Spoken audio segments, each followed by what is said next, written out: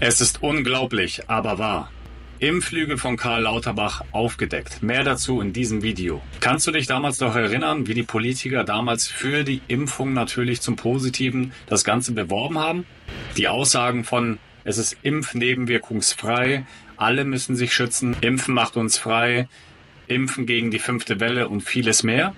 Und selbst Karl Lauterbach behauptete, dass die Impfungen nebenwirkungsfrei sind und Ansteckungen verhindern können. Nun kommt aber auch heraus, dass Karl Lauterbach den Deutschen gegen den Rat des RKI-Experten auch weismachte, dass die Impfung sogar vor Long-Covid schütze.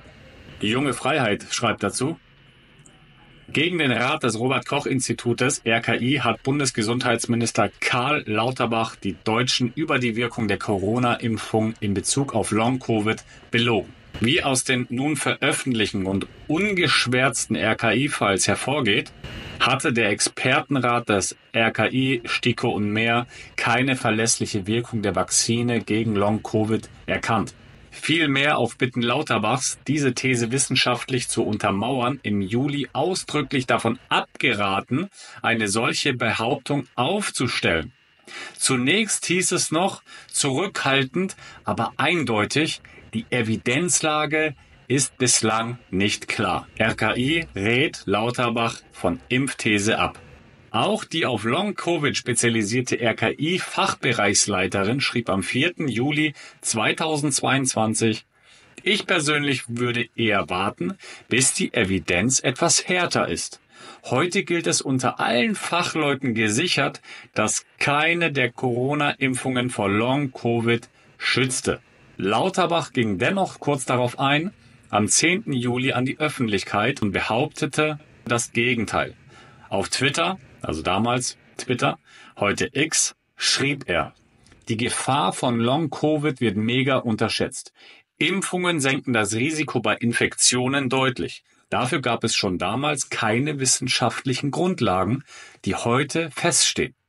Das war gelogen. Lauterbach und die geimpfte Covid-Patientin. Nicht viel anders drückte es jetzt der Leiter der Neurologie an der Uniklinik Essen, Professor Christoph Kleinschnitz, gegenüber der Welt aus. Die Warnung vor Long-Covid durch Omikron mit der Impfung zu verknüpfen war Hanebüchen. Kleinschmidt hat zu Long-Covid geforscht und hunderte Patienten behandelt. Lauterbach ging jedoch noch weiter und merkte offenbar nicht, wie er sich selbst ad absurdum führte. Im Oktober präsentierte er als Kronzeugin für seinen Impfappell die Spiegel-Kolumnistin Margarete Stokowski, die an Long-Covid erkrankt war.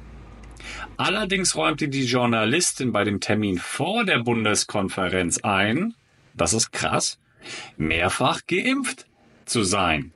Das reimt sich sogar.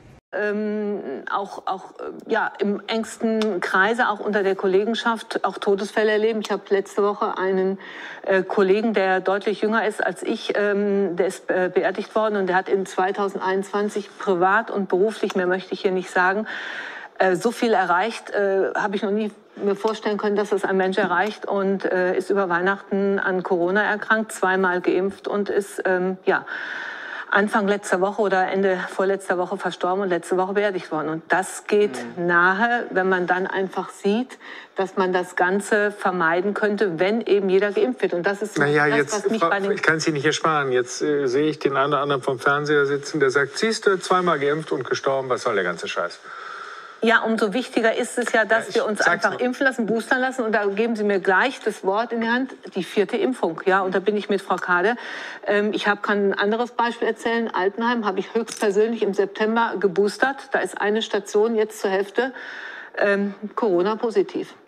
Ja, also wir müssen, oder die Bitte an die Politik, dass wir schnellstmöglichst mit der 4. Impfung zum Tragen kommen, dass wir da zumindest die ältere Bevölkerung über 65, wie Sie sagen, Herr Lauterbach, dass man die mit einer 4. Impfung schützt. Ja, und wir lassen Sie uns konkret machen. Ehrlich sagen, ich hatte nach meiner Boosterung das erste Mal Corona, habe richtig 3 Wochen flach gelegen, habe nach einem halben Jahr wieder Corona bekommen und mir ging es vor 4 Wochen wieder richtig schlecht.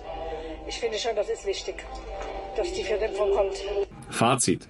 Das Vertrauen in die Politik ist erschüttert. Diese Enthüllungen werfen ein weiteres Schlaglicht auf die fragwürdigen Praktiken der aktuellen Bundesregierung.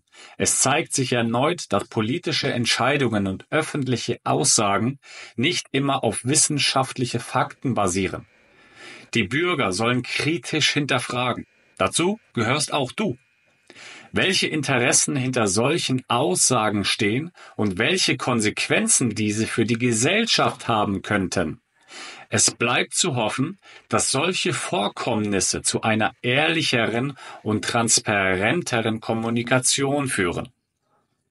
Ich bin sehr gespannt, was deine Meinung dazu ist, ob du eventuell bereust, was du die letzten Jahre in deinen Körper hineinspritzen hast lassen, oder ob du sagst, nein, ich vertraue der Politik, es ist alles richtig und es wird alles seine Richtigkeit haben und die Politik, jeder einzelne Politiker hat natürlich auf das Recht und auf die Einigkeit und Freiheit des deutschen Volkes geschworen und dementsprechend bin ich mir ziemlich sicher, dass die nur auch für mich das Beste haben wollen.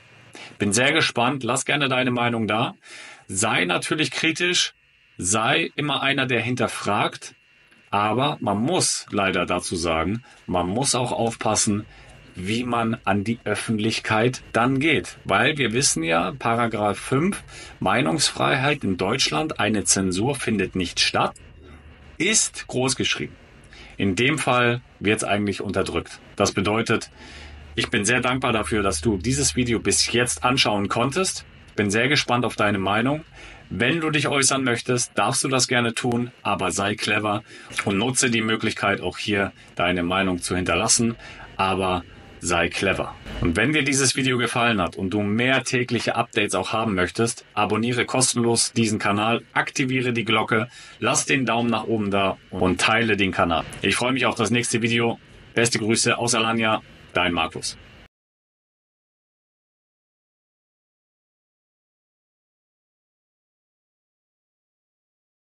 Sehr geehrte Damen und Herren, und ich bedanke mich für das Interesse. Zuerst gilt es dem mutigen Menschen mit Rückgrat zu danken, der die RKI-Protokolle inklusive umfassender Begleitdokumente der Öffentlichkeit zur Verfügung gestellt hat. Es gilt auch, Dank zu sprechen an in dem Fall Aya Velasquez für gute journalistische Arbeit, damit diese Person sich an jemand wendet und es in guten Händen weiß. Das muss auf jeden Fall betont sein. Ich möchte mich in meinen Ausführungen auf die Sinnhaftigkeit der Maßnahmen gegenüber Kindern und Jugendlichen fokussieren. Der amtierende Gesundheitsminister Lauterbach hat bereits zugegeben, dass Kinder und Jugendliche die meisten bzw. größten Opfer im Zuge der Pandemiepolitik gebracht haben.